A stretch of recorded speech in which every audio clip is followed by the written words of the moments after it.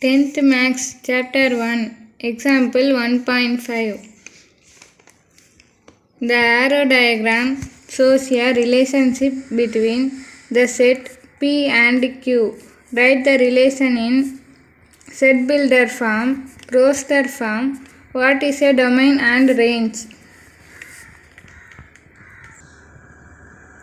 ஒரு arrow diagram கொடுத்துருக்காங்க, P and Qன்னு கொடுத்துருக்காங்க.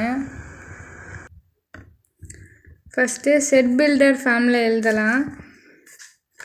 இப்போ இந்த கொஸ்டினில் இருந்து இந்த ஆன்சர் எப்படி வருதுன்னு ஃபஸ்ட்டு கண்டுபிடிக்கணும். இப்போ 5ல் இருந்து ஒரு 2 மைனஸ் பண்ணால் 3 கிடைக்கும்.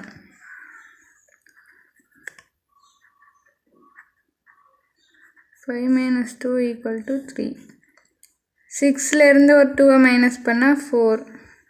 6 minus 2 equal to 4. 7 minus 2 equal to 5.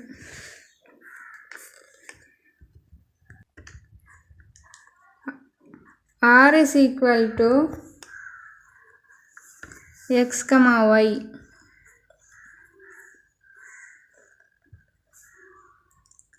Such as இப்போ இந்த y எப்படி கிடச்சிருக்குன்றதை எழுதணும். y is equal to x minus 2. இப்போ இந்த xல இருந்து minus 2 பண்ணால் y கிடைக்கும். அதனால் y is equal to x minus 2.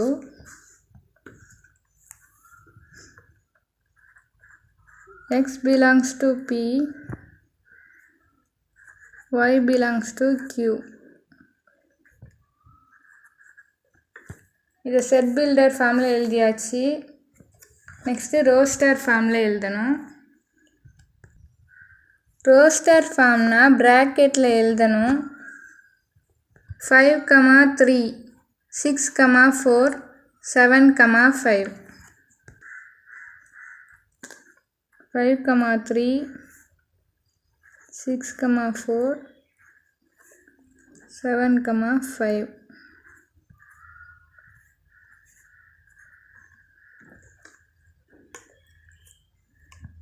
Next, what is the domain and range? Domain na arrow mark start ஆகிற இடம். 5, 6, 7. 5, 6, 7. Range na arrow mark end ஆகிற இடம். 3, 4, 5.